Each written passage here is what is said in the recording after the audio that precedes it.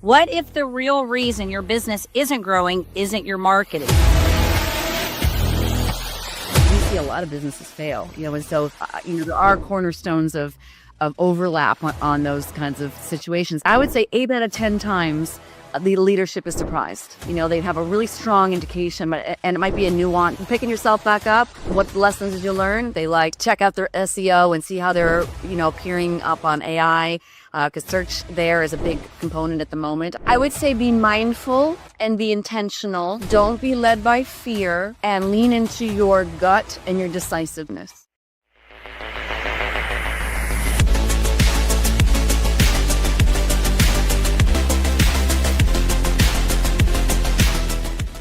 Welcome to another episode of the Starter Girlz Podcast. I'm your host, Jennifer Loading. Wherever you are tuning in today, we are so glad to have you. And I do want to mention this because I say this all the time. It's like our new thing for Starter Girlz. So Starter Girlz, girls is not just about gender. It's about grit. It's about celebrating the dreamers, the builders, and the difference makers, bold enough to start. And as you always hear me say at the end of this episode, everything about what we talk about here is starting and evolving, right? And so I'm going to open up with this today.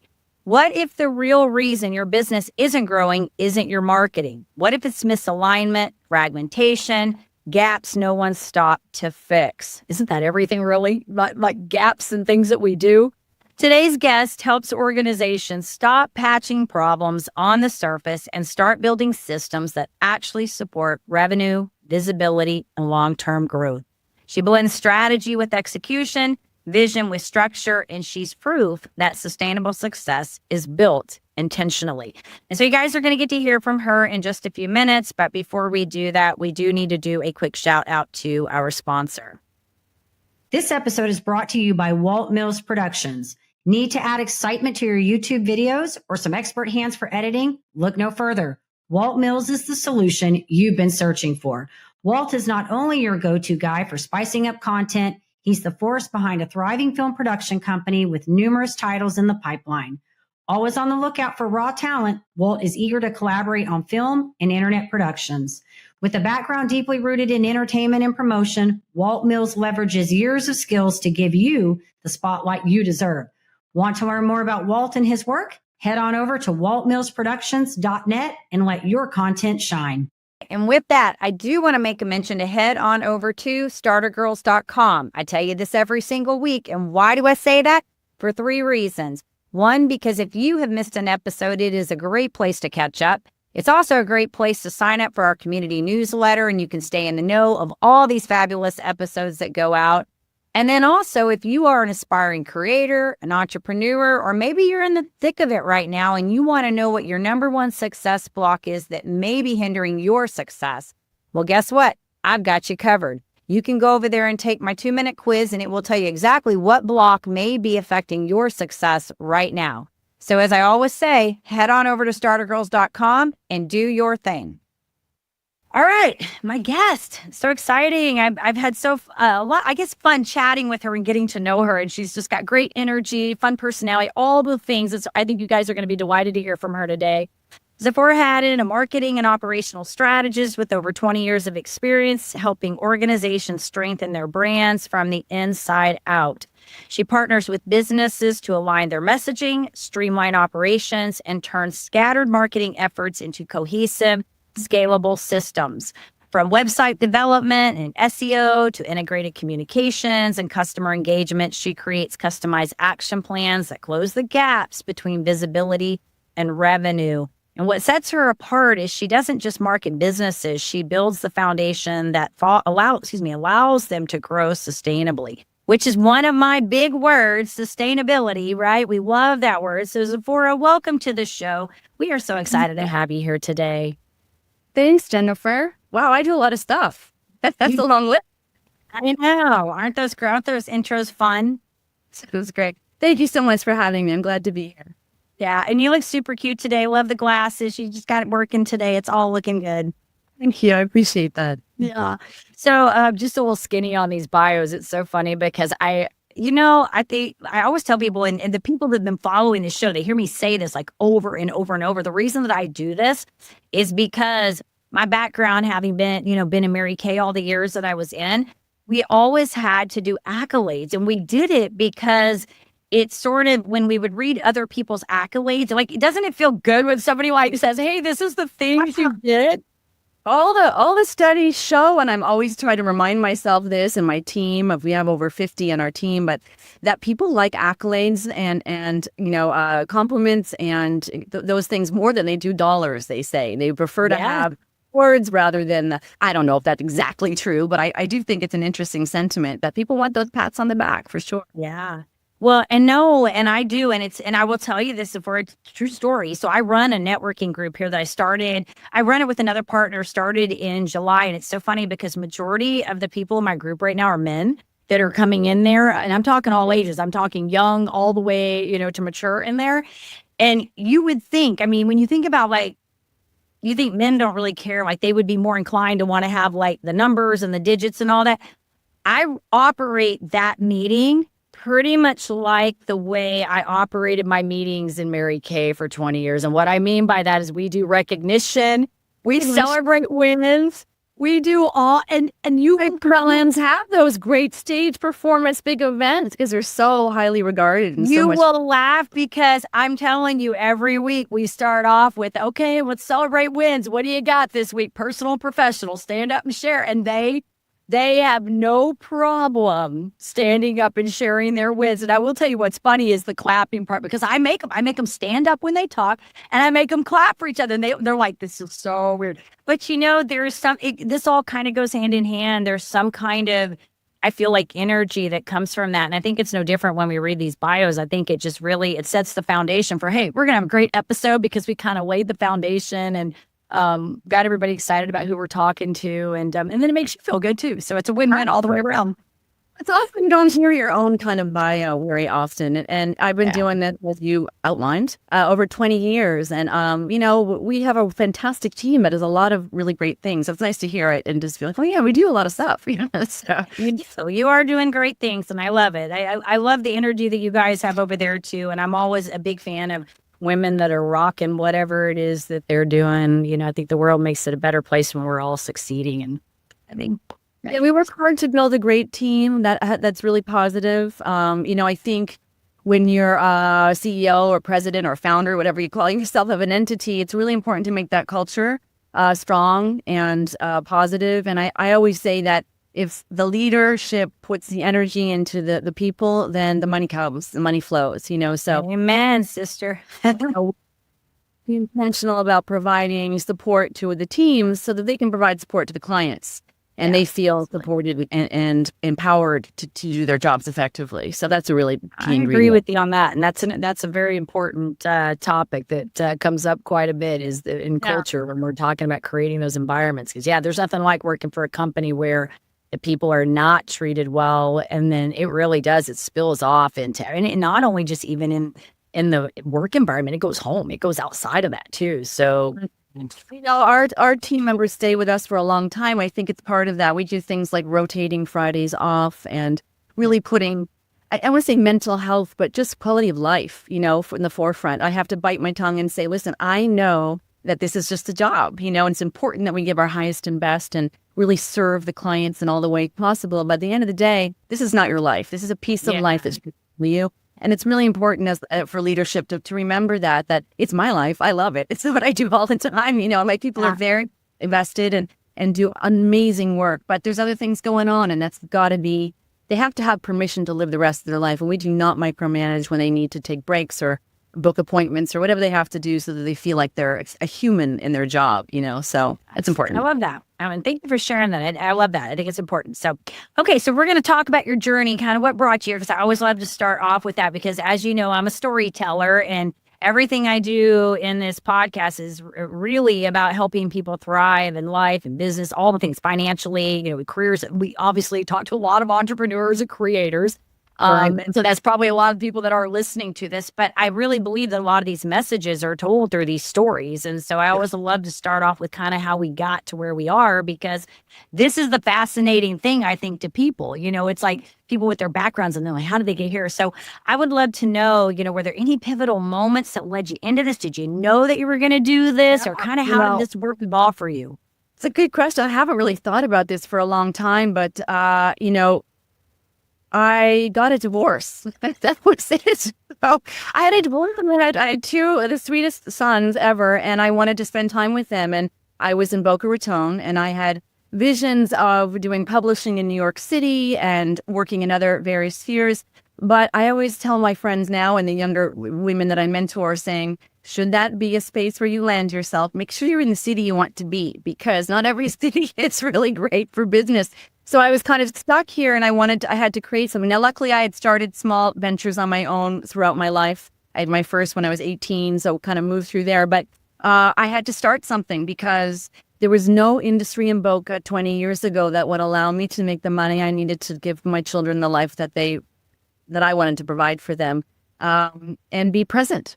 So it was definitely about starting my own business, and I started consulting and doing this business consulting to start. And then I found that filling some of the holes in that process, like website builds and search engine optimization, were things that I outsourced and managed, but they weren't done in the excellence that I demand. So we raised the bar pretty high. And so it was necessary for me to kind of expand and keep increasing my services. And so we became a full digital marketing agency, which has since evolved even beyond that, which you don't foresee coming. So that's basically the genesis of how I got rolling. I'm curious to know, and this ain't even in my questions, but I would love to know this, like, what was the time span from the time you started, kind of did this sort of, on your own to building? Obviously, I'm assuming you're still growing and scaling, because that we would not be doing either. We're not doing that, right? But I'm saying until you say, you really started to get to a place where you're like, okay, I need to get people on my team. I mean, what was the time frame on that?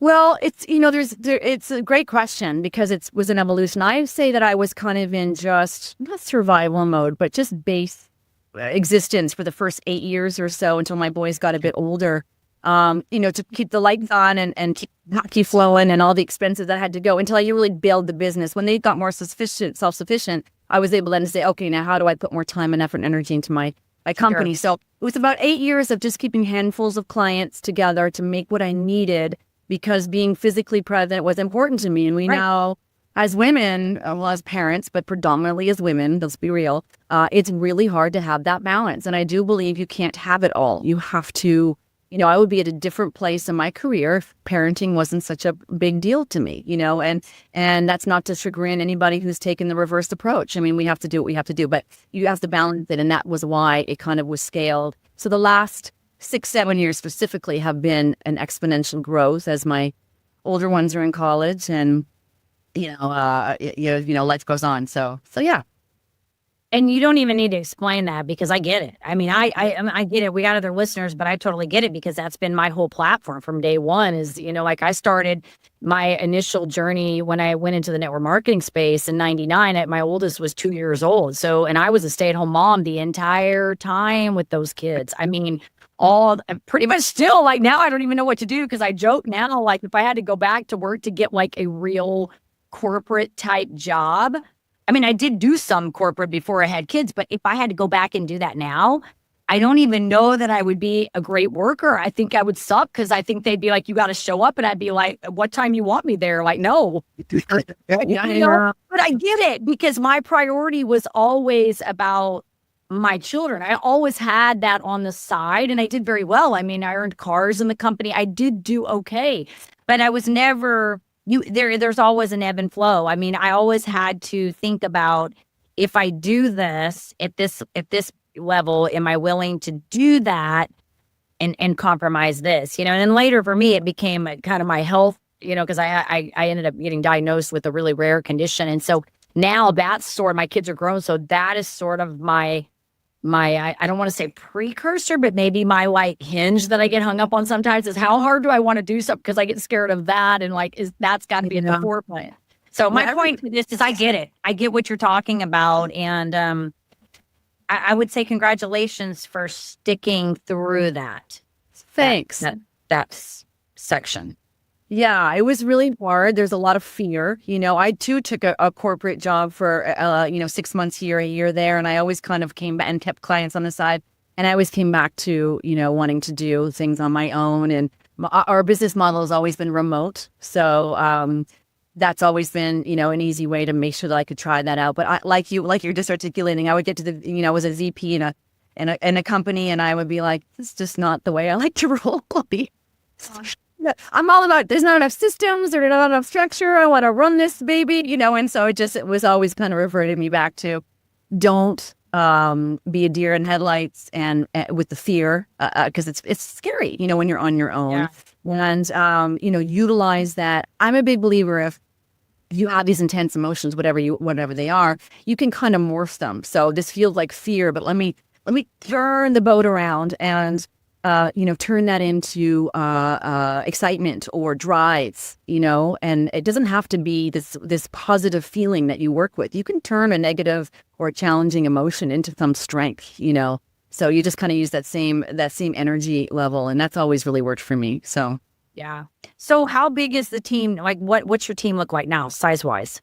Now we're 50 plus. I say plus because so it's great. We've got 18 developers and SEO team, and which is a big now because of AI, making sure we're incorporating all of those. We've got project managers, of course, who oversee, I call them the ringleaders, so the circus masters that make sure everything's happening.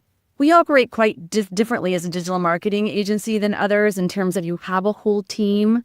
That's one, difference maker with a project manager that you can work through, but you also have access to your web dev, your SEO, your newsletter people, your bloggers, your copywriter, so that you can make sure that, because this is your baby, your business is your baby. We fully respect that. It's really all about that integrity and respect for your business. And so that you can reach out to people individually, or you can go for your project manager. So that's one difference maker. The other is we don't work on contracts. So that, people don't feel like they get locked into a 12 months, or, longer. So that's another piece. But yeah, so we've got our project managers, SEO, devs, and all of those components that go in there as well.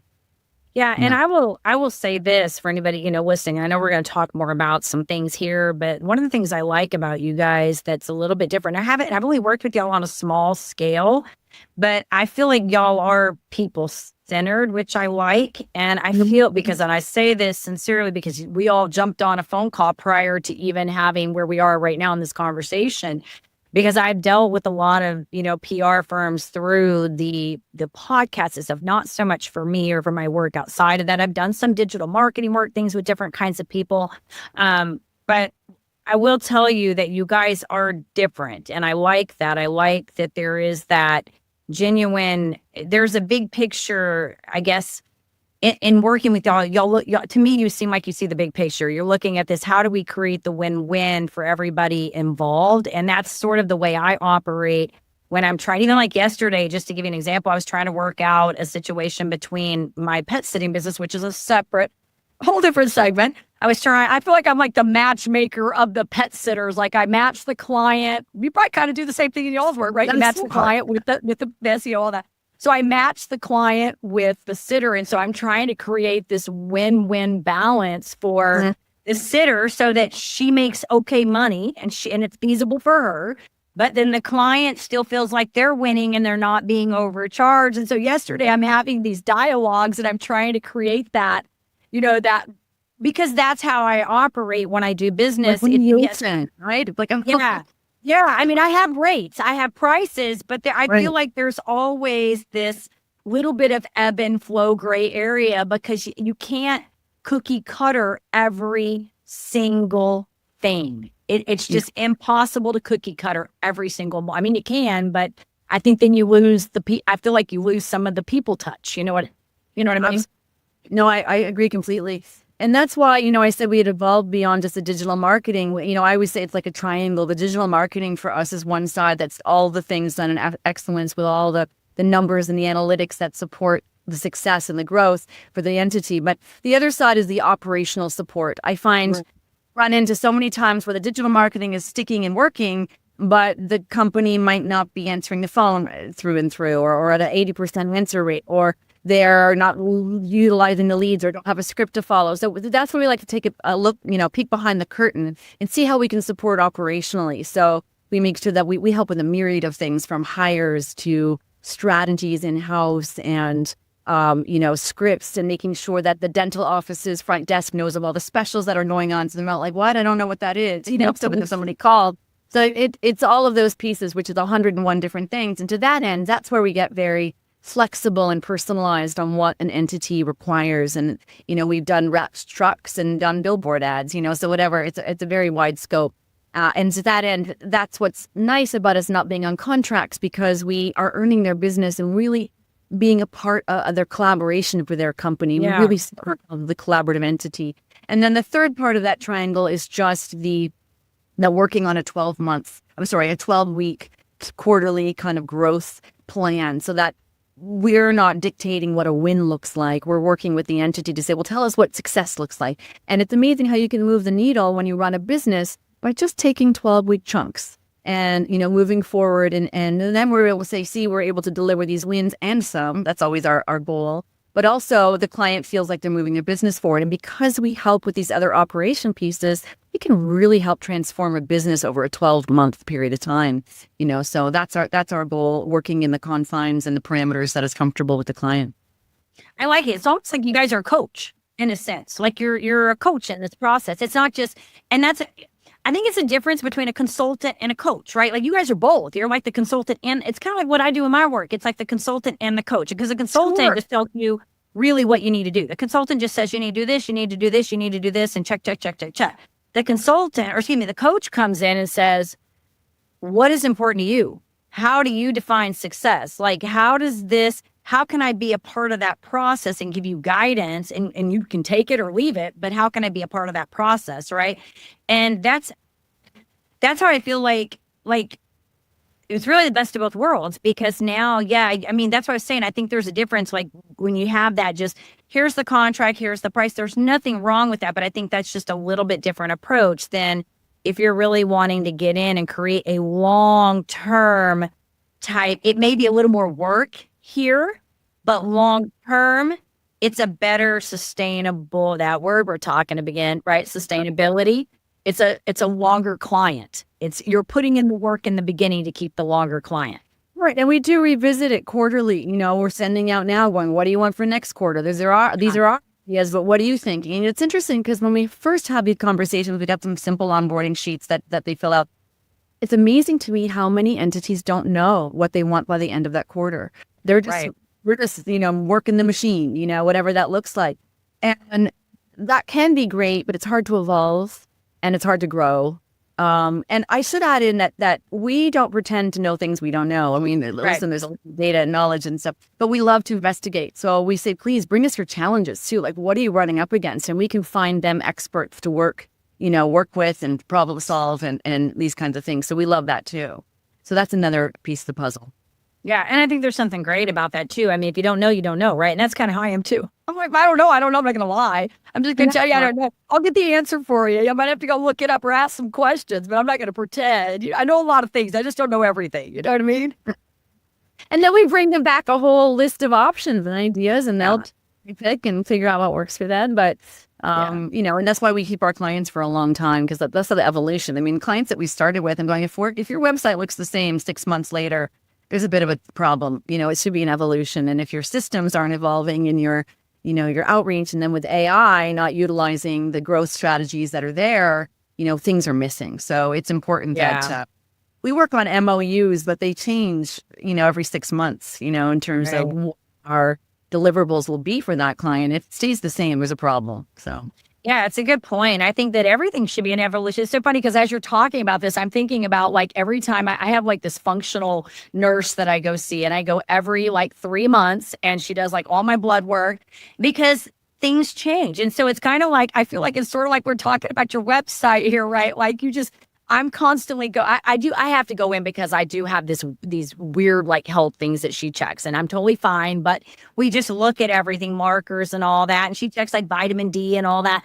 And it's so funny because yesterday I'm like, oh my gosh, my time's about to come up and I got to go. And I'm like, do I really feel like going? Like, can I just run these blood tests myself? I know what to look for, Right. But it's kind of like you're talking about this website. I do it because if I keep ahead, then I can keep up with things, and I'm constantly evolving. And if I need to pivot and turn a different direction, I can. It's instead of it going the other way, right? Like the back behind. And so I feel like, this whole, everything is an evolution that we do, and your website and your business are no different. They're an evolution, and they must be maintained. And when a site goes live, I'm like, okay, everybody, you have 30 seconds to pat yourself on the back and get over it. So, so that's it. So I love it. What new landing pages are we creating? What new offerings? What new implementations, et cetera, et cetera. So yes, it's great. I hear it. Well, a few minutes ago, you talked about, like the gaps, basically, like you provide the website, or you have the funnels or whatever going, and then they're not answering the phones. And I feel like, talk a little bit more about that, because I don't have as big a team now in the capacity. I do have some in my other business, but when I was in Mary Kay, large teams, and I feel like very different business, but I feel like that was a conversation. You'd give them a flyer, right? But then they think the flyer is the end all answer. And I'd be like, no, you got to talk to the people. Back then, it wasn't as much on the internet. It was more, that's the model. It was a lot of face-to-face. And so for us, the gap was, you need to have the conversation. Like, you need to get in front of the people. No flyer is going to bring you the people, And so talk a little bit about that, because I feel like that is an important conversation, in your business. Are you missing the organizational flow?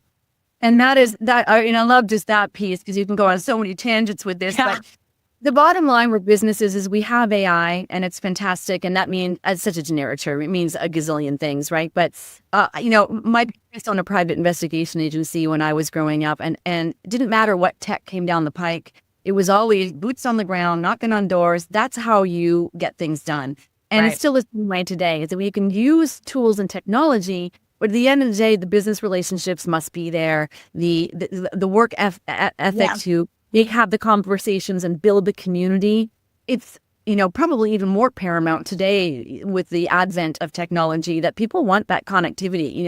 I'm sure we're going to see a bit of a backslide in terms of just automatic outreach and people wanting less. I mean, I cannot stand this self-serve stuff at the CVS or the automatic. I want the personal relationship, and I want someone to help me, and I want to say, hey, good morning, how are you doing today? And I think that that's required in business as well. And if you eliminate that, automation making systems stronger for sure, but if you eliminate it completely, I think that businesses suffer. Yeah, I'm with you on that. It really does come down. In fact, I was on a podcast the other day, and I brought this up in another show that I went on. He was asking me, because obviously I tell him all the things I got going, and he was like, you got to narrow down. I'm like, listen, I'm in my 50s now. I don't care. I do what I want. If I want to have 10 businesses, I'm going to have 10. You just got to understand my personality. It's the way I roll, right? I'm not trying to be out there and be like, conquer the world. I'm just trying to enjoy life and have fun and make some money. That's what I do, right? We distribute for every 50s woman who says, I'm doing it the way I want now. Like that. And that's it. Right there with I'm like, seasons, buddy. That's where I'm at. Seasons, But anyways, I was going somewhere with this, and I wanted to tell you that we were talking about, it's going to come back to me in just a few minutes. I lost my brain there for a minute when I was talking about them. Yes, the seasons are important with that. We'll come back to that thought. I'm like, where was I going with that? I had something good with video. No. It's okay. It's okay. I do this sometimes, it's all good. So I wanted to ask you kind of on a personal, moving from the business, and we've said a lot of really great things about the business. I want to talk a little bit about you as the entrepreneur, the leader, that kind of thing. Talked about culture in the beginning. Looking at this whole business, you and as personally yourself, and then the business, how do you feel like, what does success look like to you now? Because I imagine it's evolved since, we talked about at the beginning, when the kids were kind of at the forefront. Now the business, you have the flexibility and freedom to do that. So how do you define that now at this point in your life? Great question. If we're talking about business success, which is different than other realms of success, definitely scaling and growing is important to me right now. And I have my own parameters of growth that I wish to hit in 2026. So we do our own quarterly, Q kind of progress that actually all of our staff are required to contribute to that as well, of how they're enhancing their departments too. But for me, it's hitting those goals this year, building the strong teams, and that would be a successful year for me. As far as the next decade, I have the 5 and 10 year plan, looking at eventual exit strategy and growth strategy for that as well. And, making sure I'm hitting those milestone markers as I go in order to facilitate that. I love it. And what do you feel like you learned about yourself in all this? This is one of my favorite questions. Like, what's been the big takeaway for Zephora? I think it's like what you learn every week.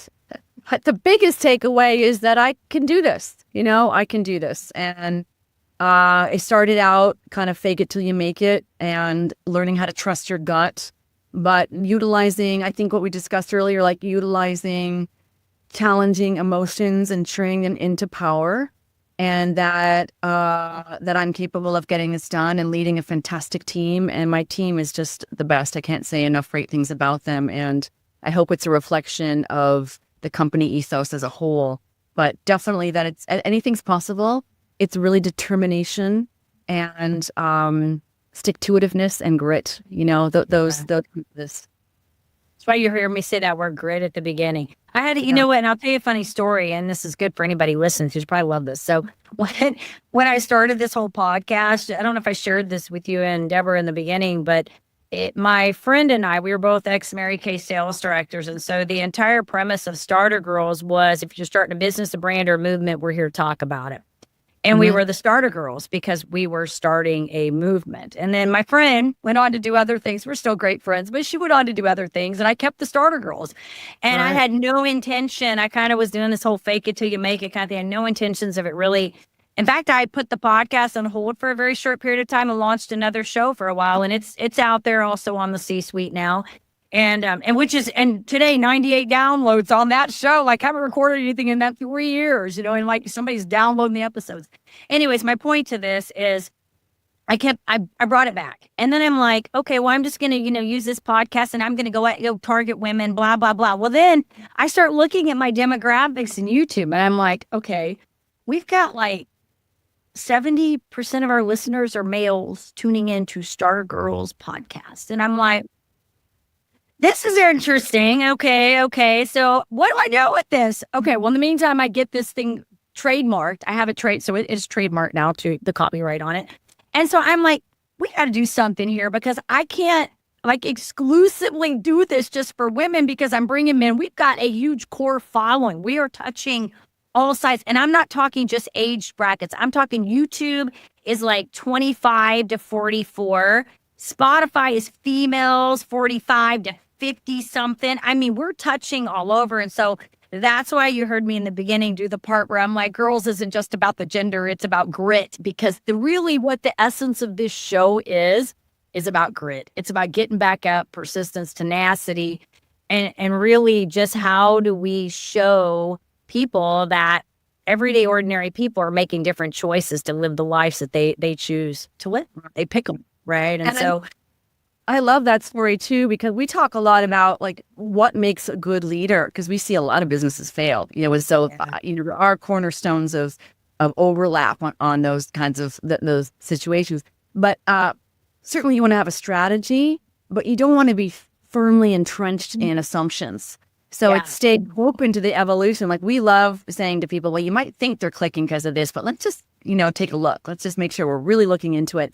And I would say 8 out of 10 times, the leadership is surprised. They have a really strong indication, and it might be a nuance, but there's usually something that is striking to them. So you always want to have a strategy, but you want to stay loose and open to, the pivot. So that's cool for it, but that's super interesting. That's a good point. Yeah, thank you for sharing that, because you're right. If you do get it makes me think of what Jordan Peterson said, and something I heard about, like when you get so laser focused on the goal that you kind of miss the things around you. Like what's going on around you, because you're just so like insistent that it has to be this way. And I'm telling you, I'm in this program right now, and one of the things, it's Shermaine Shirzad. He does this whole thing on positive intelligence, and he talks about saboteurs. And one of the things that he talks about is activating your sage brain, which is basically like your creativity, genius, ingenuity, all of that, empathy. And he said, like, there's these different stages, and one of them is like navigate and activate. And activate, I came out this morning, I told my husband, I said, activate is my best one. You know why? Because activate, you ask the question, what needs to be done right now? And so every time I'm dealing with something, it's like I look and go, what needs to be done right now? If this is not working, what needs to be done right now? If I don't like this, what needs to be done right now? That's how my brain is going all the time. And so even as I get systems in place on my business, I will look at something and go, is this working? What needs to be done today? Yeah.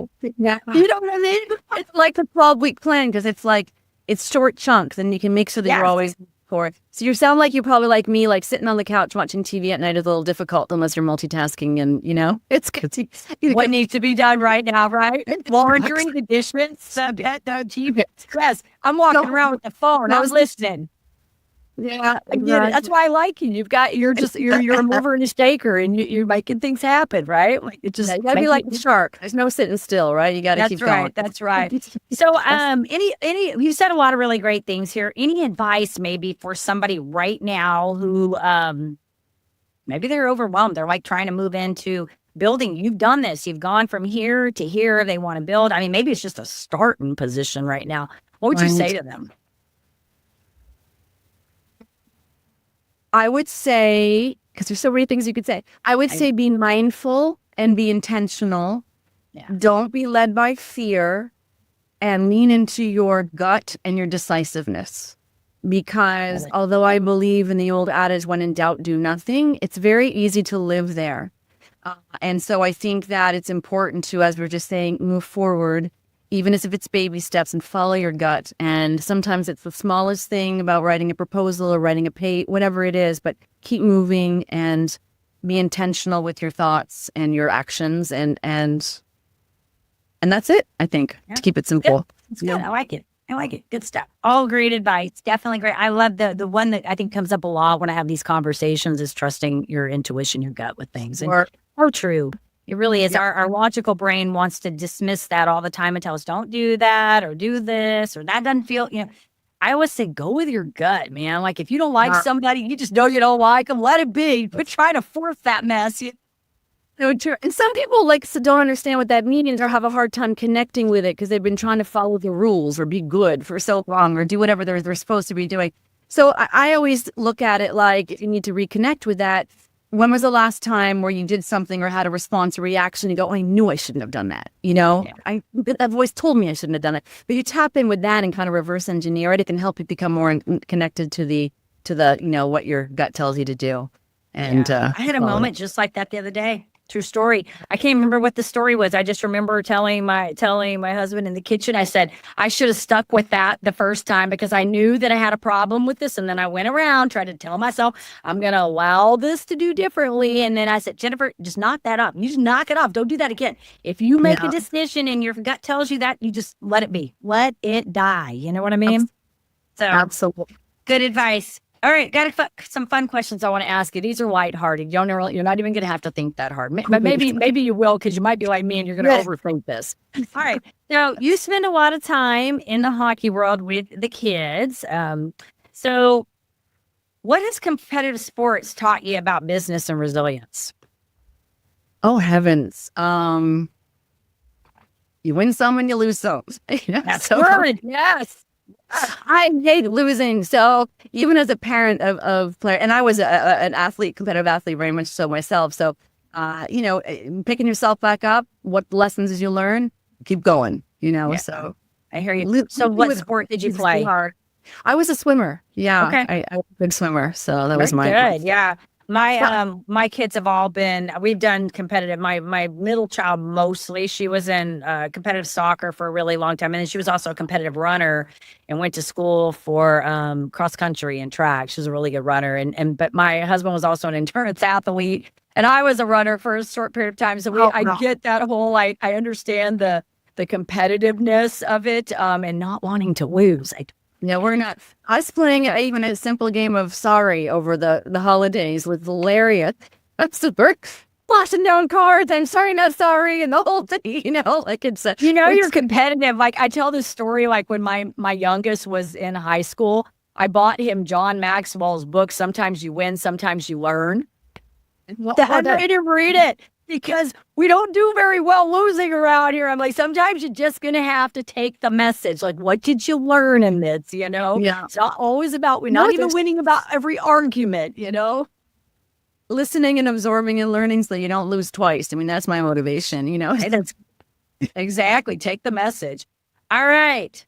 Tell us about Sherlock the dog, the Belgian Malinois. Tell us a little about him. And my Belgian Malinois. Heard his name there. Because I know I grew up around shepherds, and they are very smart, disciplined. I mean, just amazing dogs. So I find you are a very disciplined person. So I'm guessing this is no different with the dog disciplining. Well, the dog. Malinois is like a shepherd on steroids. They're a little bit crazy. Well, Malinois owners will be like, they're a lot of bit crazy. But, we during COVID, all the kids were home, and we had 4 dogs and lost them all in a time span of about 8 months, which was a bit crazy. I did not want another dog. I was not ready because, as we all know, it's always on the mom to do the dog raising. Yes. I'm using always there, which is a horrible word to use, but pretty much always. So I thought, here's my weighing my options is get a dog now while everybody's home and maybe there's extra hands versus I didn't want a dog and wait, but I had to do it on my own and I knew I'd want one eventually. So in any case, I relented. No shelters were open. So we ended up getting a Malinois, and I'd had boxers for years, but still was entirely unprepared for the work of a Belgian Malinois. They are highly driven dogs. Yeah. So we are a couple of trainers, and I've become quite an astute dog trainer myself in the process by necessity. And he's fabulous. And he's a great guy. He just sent training, and we have to keep him busy so he doesn't get into trouble. And he's just wonderful. He's a great part of the family. I've heard great things about them, and I didn't never grow up around them, but I did grow up around shepherds and Dobermans. And I will tell you, I don't know how you listening to. I never like to say I know how somebody feels, but the first time we got a pit bull, because we rescue all of our pets. The first time we got this pit bull, he was the greatest dog. I love this dog. He was like my loyal companion, followed me. When he passed, I was just devastated. But I do have another one. But let me tell you, the first time we got that dog, I did not know about pit bulls. And I realized in order to have a dog like that, you better have a very strong personality because they command discipline. They're very loyal, but very disciplined.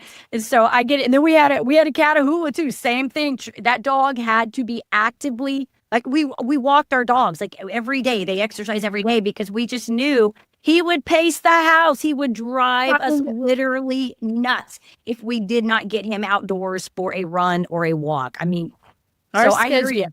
We're totally built around the dog for sure. Vacations, everything. It's only a certain person can look after these breeds, So but I like a well-behaved dog. I'm not into dogs for pull or tug or jump or anything. So you have to put the work in. I always say if you can put good work in for the first 2 years, you've got a decade of happiness, God willing. So I love it.